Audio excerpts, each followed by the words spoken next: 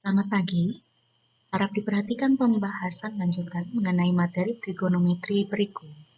Pada minggu sebelumnya, kita telah mempelajari tentang persamaan trigonometri.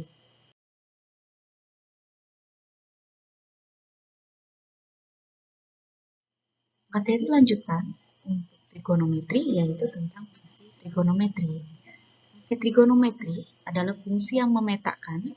Jika kita berbicara memetakan, seperti pembahasan sebelumnya, berarti kita akan memasangkan anggota himpunan sudut ke anggota himpunan bilangan real. Bilangan real itu adalah bilangan yang terdiri dari bilangan rasional dan bilangan irasional dengan memakai perbandingan trigonometri. Perbandingan trigonometri yang seperti kita bahas sebelumnya berarti terdiri dari sinus, kosinus, tangen, dan fungsi trigonometri yang lainnya sebagai operator.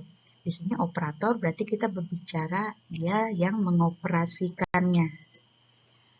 Untuk setiap sudut X-nya, berarti kita belum mengetahui sudut berapa saja. Berikut ada pembagian untuk sudut X di berbagai kuadran.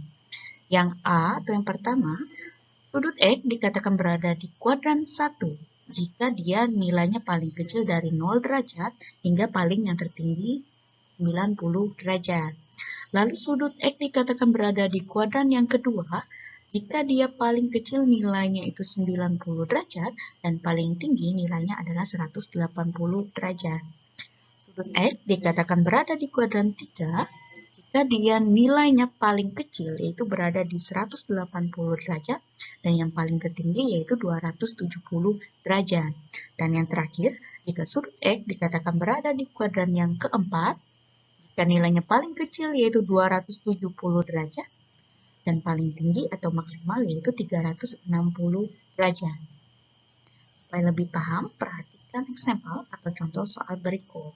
Contoh soal yang pertama, diketahui fungsi X yang memetakan setiap himpunan X ke fungsi sinus X, hitunglah nilai fungsi X yang bernilai 135 derajat.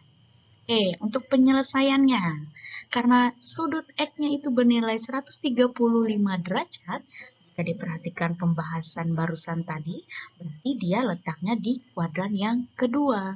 Maka kita bisa mencari nilai sinus X-nya, yaitu ingat materi sebelumnya, dasar kita mengoperasi hitungkannya, kita lihat rumus rasio trigonometri pada kuadrannya sebelumnya.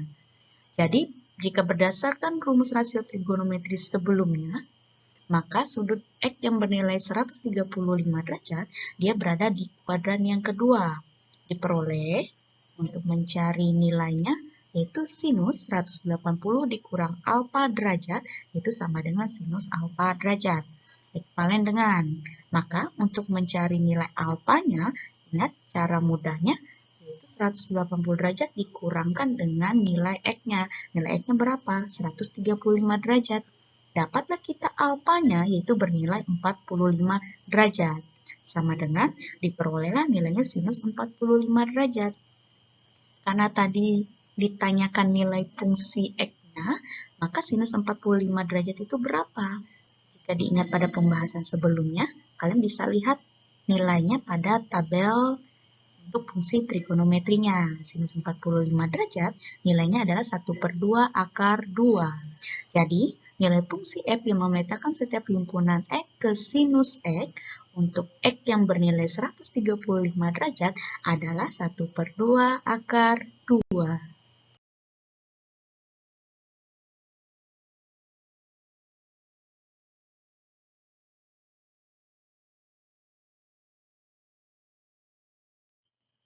Contoh soal yang kedua, diketahui fungsi G yang memetakan setiap himpunan X ke fungsi kosinus X-nya.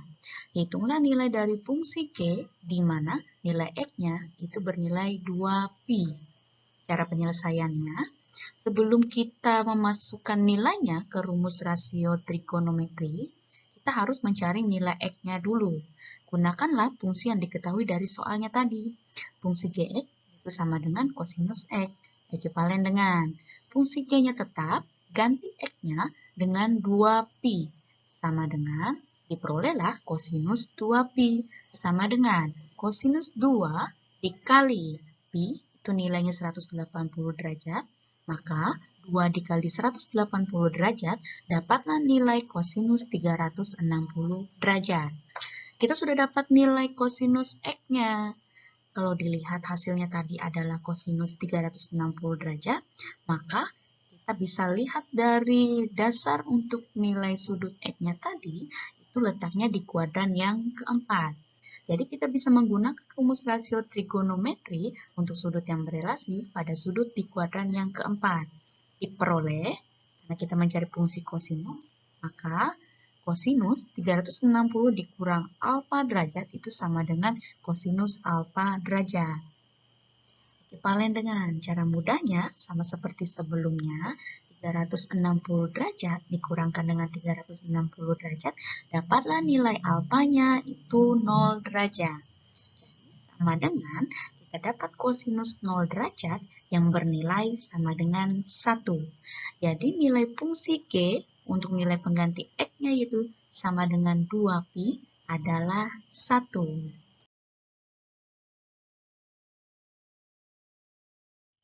Kita masuk bagian materi selanjutnya, yaitu mengenai aturan sinus, kosinus, dan luas segitiga. Yang pertama, aturan sinus. Perhatikan gambar segitiga berikut, ini merupakan dasar ataupun patokan kita untuk membandingkannya dengan beberapa contoh soal nantinya. Jika A, B, dan C itu adalah masing-masing menyatakan panjang segitiga sembarang ABC, maka berlaku untuk perbandingannya, sisi A berbanding sinus A itu nilainya sama dengan sisi B berbanding sinus B, dan juga nilainya sama dengan sisi C berbanding dengan sinus C. Nah, aturan sinus ini bisa digunakan jika diketahui dari gambar segitiganya, yaitu yang pertama sisi sudut dan sudut, yang kedua sudut sisi dan sudut, dan yang ketiga sisi dan sudut. Nanti supaya lebih pahamnya kita coba perhatikan dari contoh soal yang ada.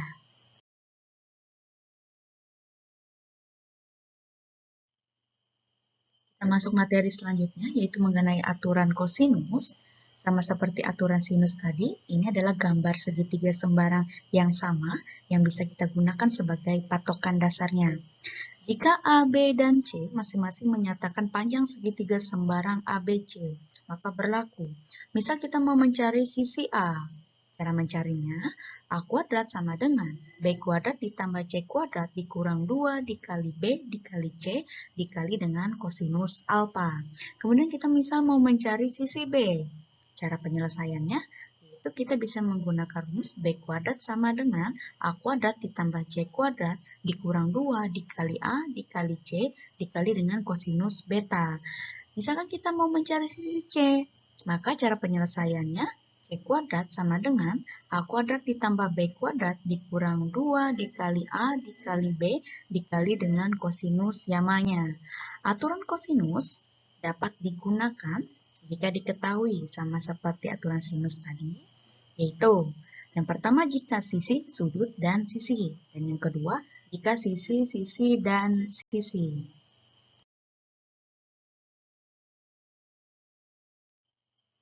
Materi selanjutnya yaitu mengenai luas segitiga. Perhatikan gambar berikut, agak sedikit berbeda dari aturan sinus dan aturan kosinus yang tadi.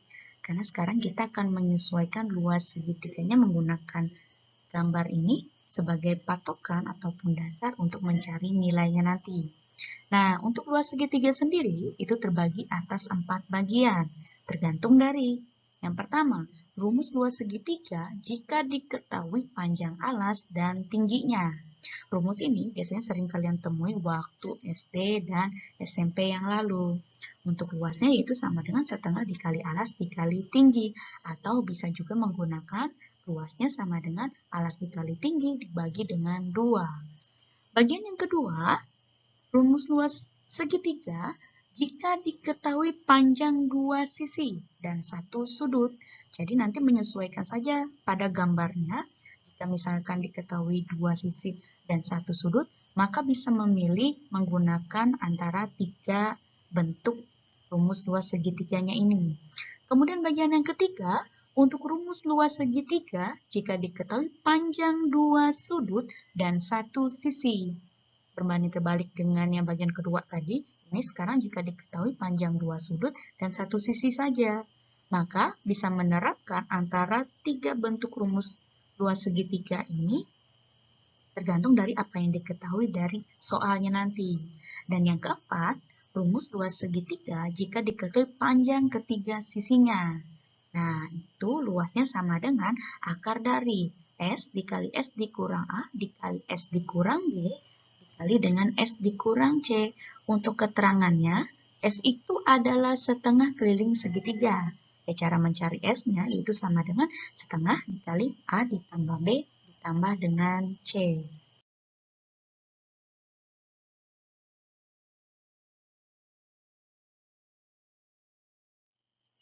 Supaya lebih memahami pembahasan sebelumnya, kita coba example atau contoh soal berikut. 1. Diketahui segitiga KLM berikut. Dari gambar, sudah terlihat jelas apa saja yang diketahui. Tentukan panjang KM. Biasakanlah tulis yang diketahui dulu dari soalnya. Diketahui dari gambar segitiga KLM, sisi A itu sama dengan 10 cm, sisi C sama dengan 5 cm, dan sudut B-nya itu sama dengan 60 derajat. Yang ditanyakan adalah sisi KM. Sisi KM itu sama saja dengan sisi B.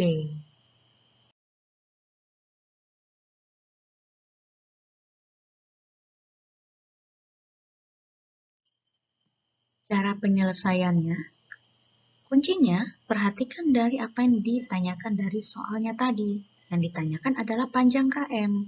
Jika ditanyakan mengenai panjang KM, maka kita bisa fokus menggunakan aturan sinus atau aturan kosinus yang berlaku.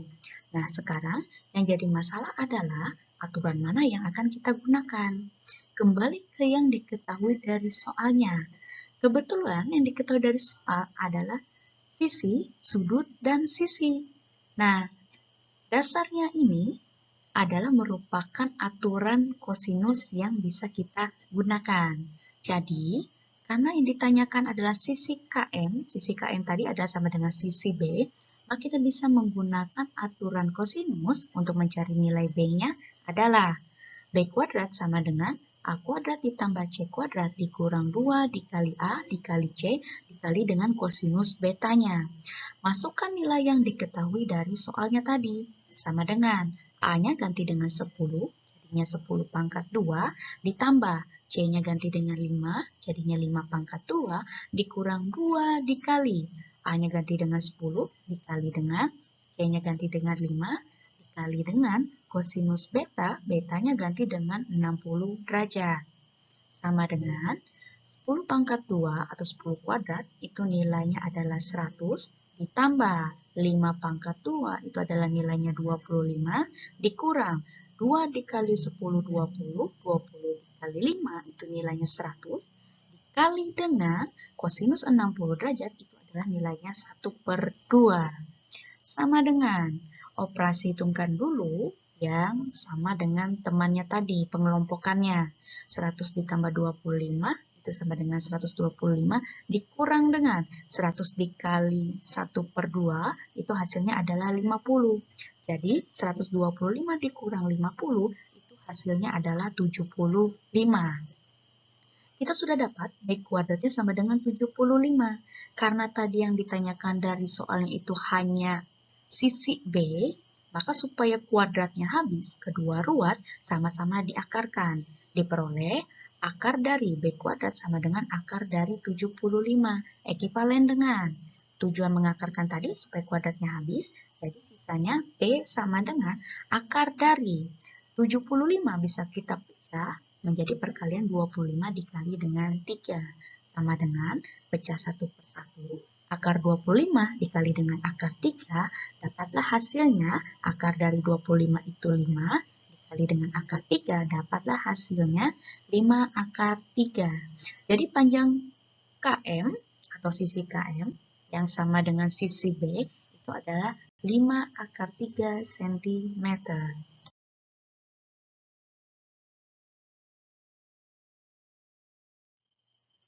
Contoh soal yang kedua, Diketahui luas segitiga ABC dengan panjang sisi A sama dengan 3 cm, sisi B sama dengan 4 cm, dan sisi C sama dengan 5 cm.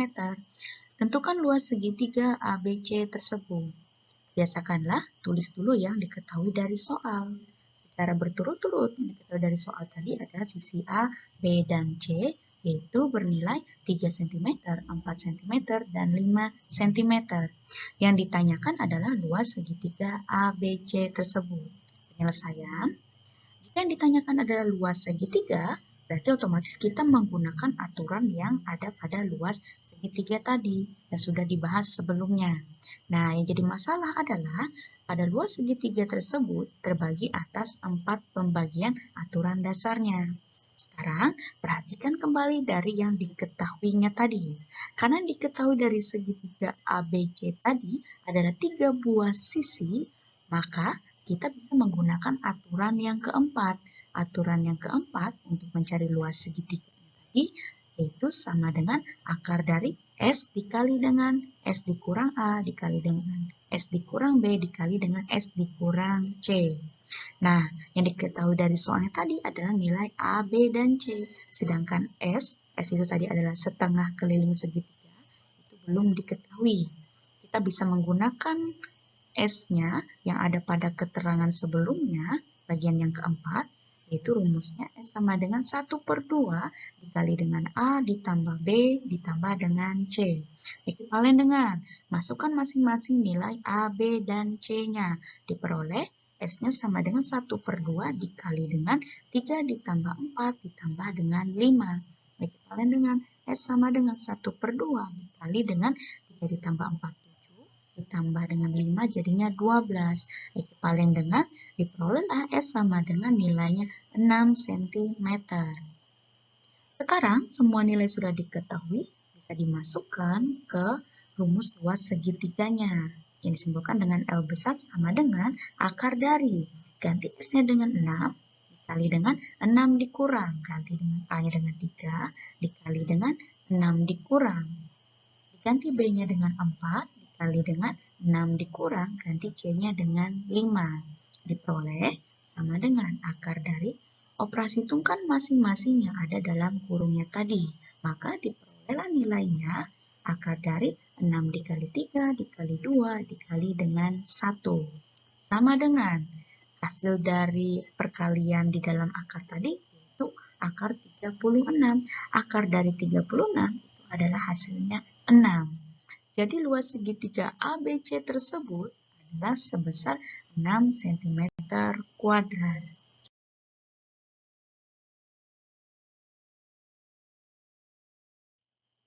Demikian pembahasan materi yaitu mengenai fungsi trigonometri, aturan sinus, aturan kosinus, dan luas segitiga. Untuk menambah pemahaman kalian mengenai pembahasan tersebut, harap dikerjakan tugas 21 berikut. Soal yang pertama, diketahui fungsi H yang memetakan setiap himpunan X ke fungsi tangen X. Hitunglah nilai dari fungsi H untuk X yang bernilai 3/4 pi. Soal yang kedua, perhatikan segitiga berikut. Dari gambar segitiga ini, sudah terlihat jelas apa yang diketahui. Tentukan luas segitiga RST tersebut. Terima kasih atas perhatiannya. Selamat mengerjakan.